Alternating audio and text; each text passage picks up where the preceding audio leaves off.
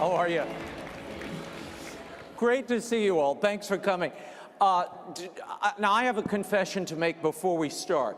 Here at CPAC, you know, they don't like you to wear T-shirts, but if I were going to wear a T-shirt, this is the one I was going to wear.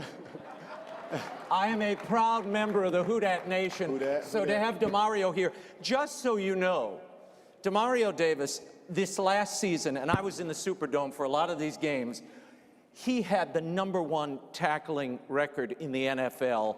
More sacks, more than 100 tackles, an incredible player. But he's so much more than that. And today we want to talk about really one of the passions of your life, Demario, which is criminal justice reform. Tell people a little bit about your story. When you were in 10th grade, something happened. What happened?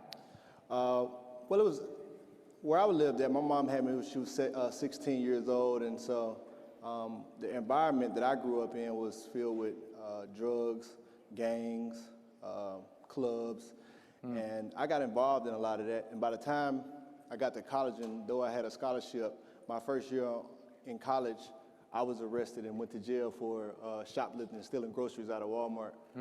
And when I went to jail, I realized that I had a $10,000 bond, and I didn't have $10,000 to pay, so I didn't know what was going to happen. But my coach paid my way, and I was able to get out of jail and not spend that time, you know, pre-trial leading up to my court date in jail. And then when I got to the league and started to spend time in the criminal justice reform space and realized that people are going to jail simply because they can't pay the bill, and they're spending 7, 8 months in jail, sometimes years in jail without even having a court date because the system is so backed up. I realized that I easily could have been a statistic had my coaches not stepped in and paid that. I couldn't pay the bill, my mom couldn't pay it.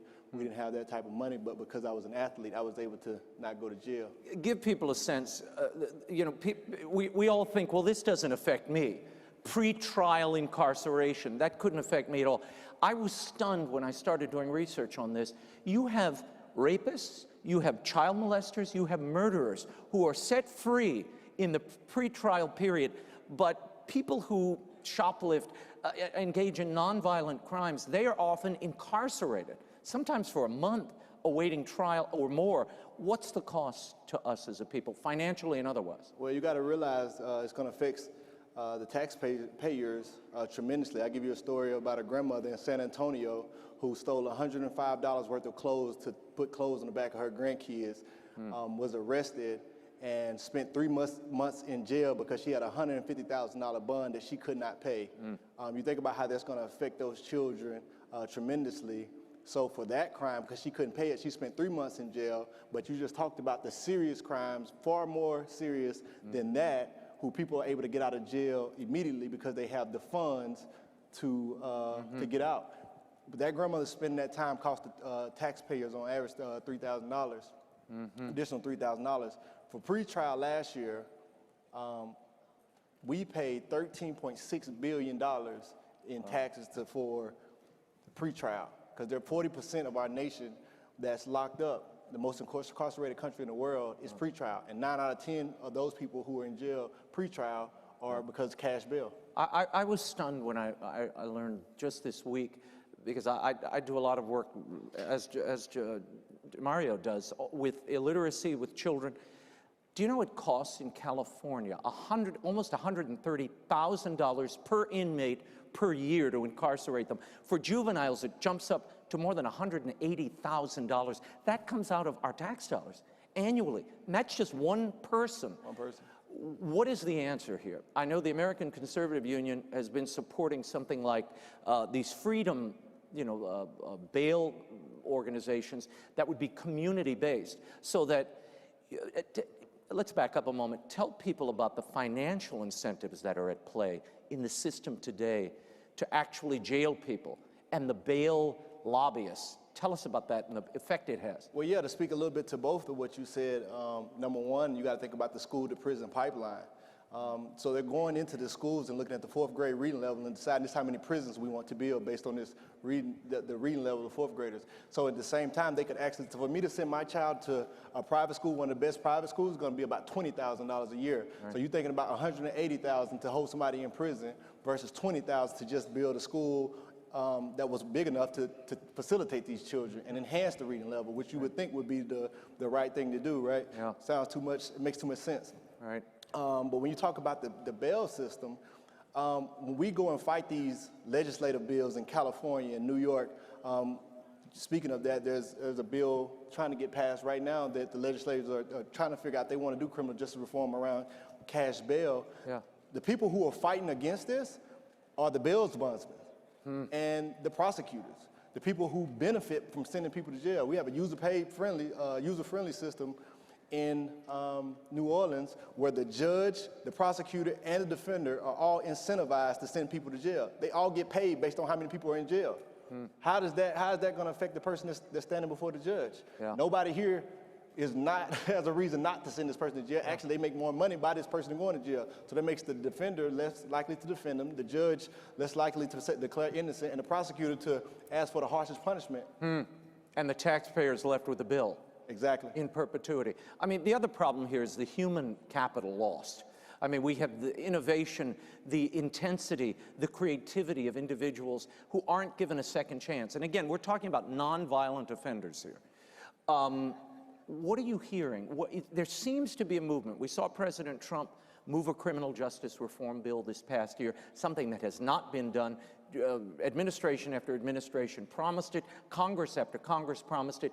This first step, which is what it's called, moved forward this past year. Your thoughts on what that means? There seems to be a consensus on right and left that we have to do something about criminal justice. I think the momentum is starting to move in the right direction. I think there are great ideas to be able to replicate. You look at D.C., it does have a no cash bail system. The crime is definitely not higher here than anywhere else. I mean, you think the justice system is designed to make our community safer.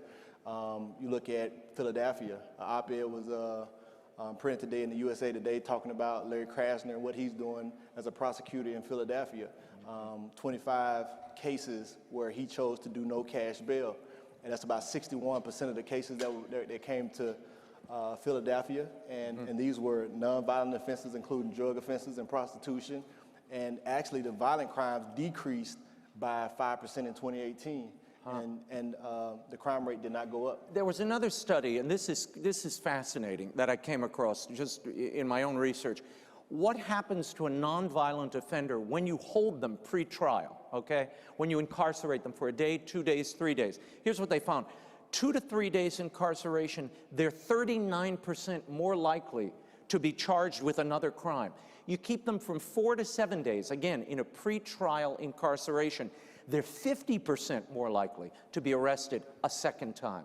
What does that tell you, and what can be done about this? That's a tremendous tragedy, and I would even up that even more. Really? The death rate goes up in jail, and are more likely for our pretrial people. A third of the people that die in jail die within the first week. Also, 3/4 of the deaths that happen in our country in jail are pretrial inmates. So it's almost like a death sentence to send somebody to jail for that extent of period of time without them being convicted of being innocent or guilty. And we're literally talking about millions and millions and millions of dollars in pretrial incarceration. We're not talking about not penalizing people who are guilty of heinous crimes. That's not what we're talking about here. But that pretrial period, if you're dealing with a non-violent offender, is it worth it? In Cuyahoga County in Ohio, just Cuyahoga, $42 million they spent last year. We've spent $13 billion nationally incarcerating people pre-trial. What do you suggest? What should be the legislative step? What are you asking people to do to reform this bail and pre-trial incarceration area? I think it looks different a little bit everywhere, but ultimately we should be trying to move away from cash bail as a whole. If we feel like somebody's going to be a threat to society, don't recommend bail. So for those people we do have very violent offenders and people who are very scary, who need to be locked up, just simply ask that they don't have bail. But for our nonviolent offenders, you're pretty much making it a profit-based system. You know, it's all about, do you have the money or do you not have the money? That depends on if you're going to stay in jail or not. Also, the bail system is designed to incentivize people to come back. What we've found out statistically is people who get out of jail on cash bail are 94% with no cash bail, or 94% likely to return to court. The other thing I think a lot of people miss because you know, either they don't see it in their own family or they haven't heard the stories. When you take someone and incarcerate them, particularly if it's a head of a household, the sole grandmother who's raising children, what impact does that have on the family? I mean, you yourself, your father was a vet. He was away serving in the Middle East.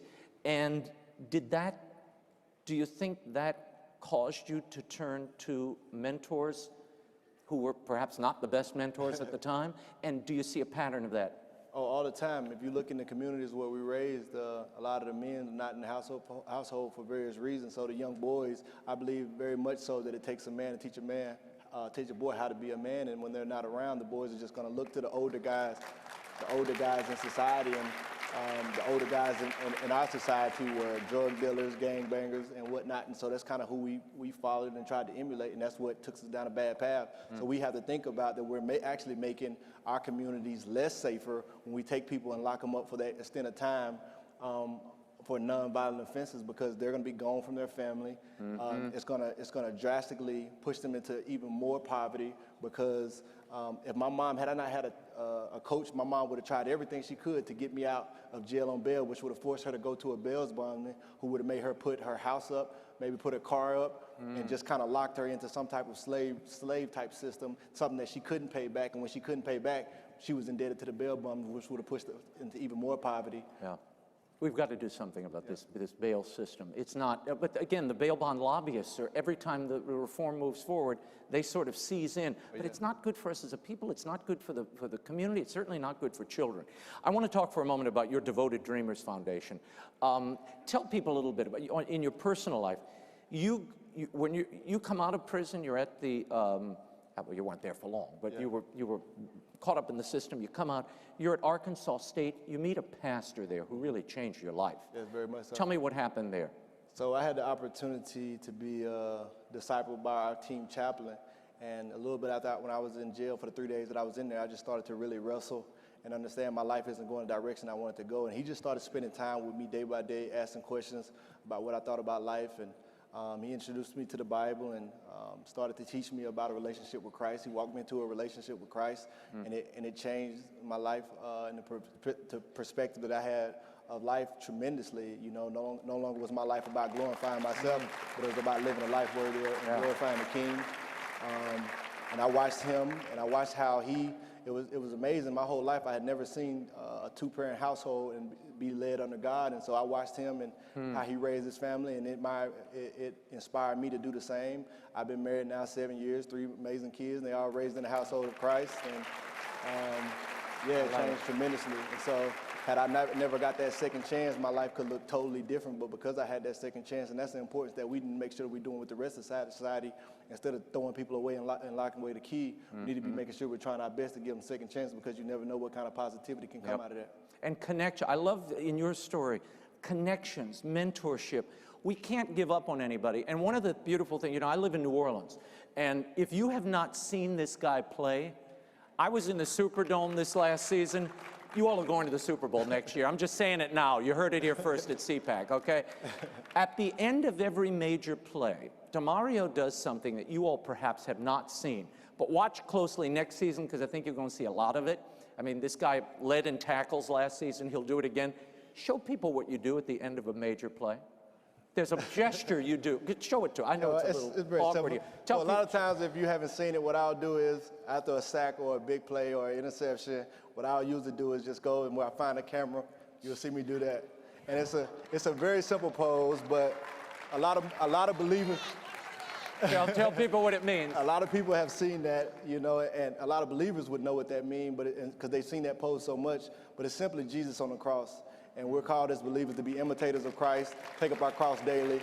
And that's just a representation that every big play is not for me, but it's about glory above. And so that's why I do it, to make sure that I'm glorifying the person who's responsible for saving my life and the Lord of my life. So. Okay, we only have a beautiful, I mean, it's incredible witness.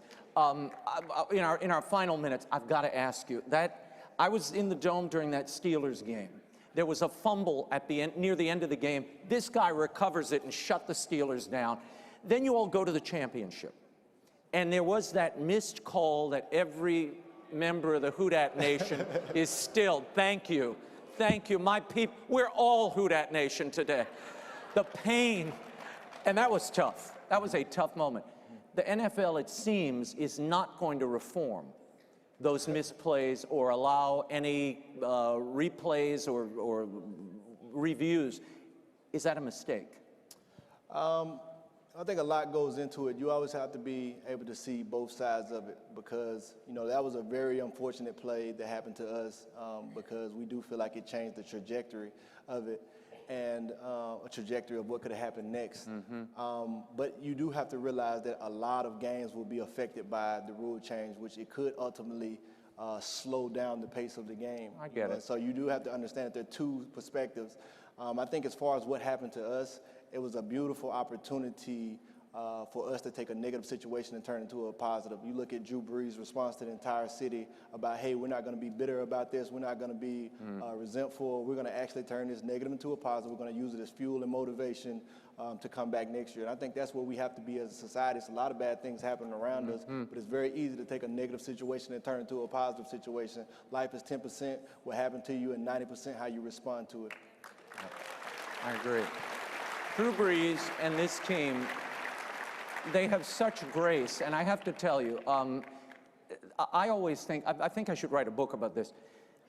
The country could learn so much about not only race relations, but what it means to be civil in society if you spent a week in New Orleans. Now, look, we have crime, we have our difficulties, but nowhere do you see a community, and I think it's partly because people, you had 9 separate races that came together, married, intermingled, shared recipes, our music. All of that is a bit of the gumbo that makes our city.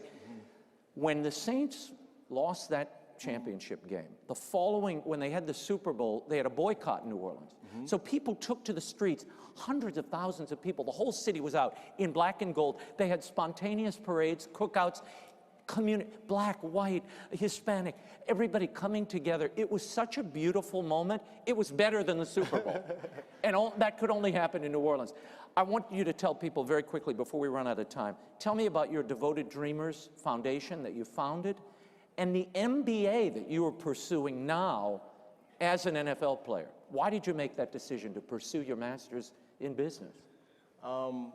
I think one of my mentors just talked about the degrees of separation and differentiation and understanding that, you know, we all can be on a level playing field, but if you just continue to climb up, you can differentiate yourself away from the people around you.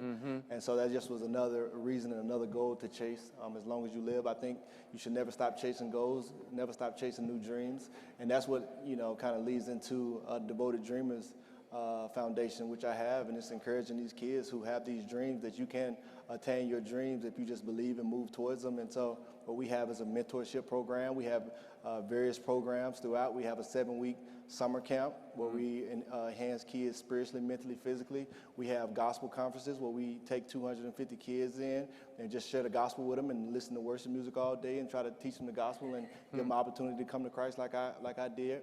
When I leave here, I'll be going back to my 7-on-7 travel elite team, where it's a mentorship program. We focus on academia. We focus on mentorship and dealing with peer pressure, drugs, alcohol, sex. And we also have a chaplain like I had come in and speak to them and share the gospel on top of playing football. And our main message to them are, you're not football players, you're influencers. Teaching them when they go in their classroom, they're an influencer. When they go to their friend's house and they go to parties, they're an influencer. So understanding that you can influence society in a positive way, you can influence society in a negative way, and taking that stigma of just being an athlete first and a person second away from. What do you want? I love that. I love that you're giving back. That you're taking the time to give back. There are a lot of players who, there are a lot of players who do a lot of good like this. They have foundations, they reach out to the community. There are others who could care less. I love that you're the former.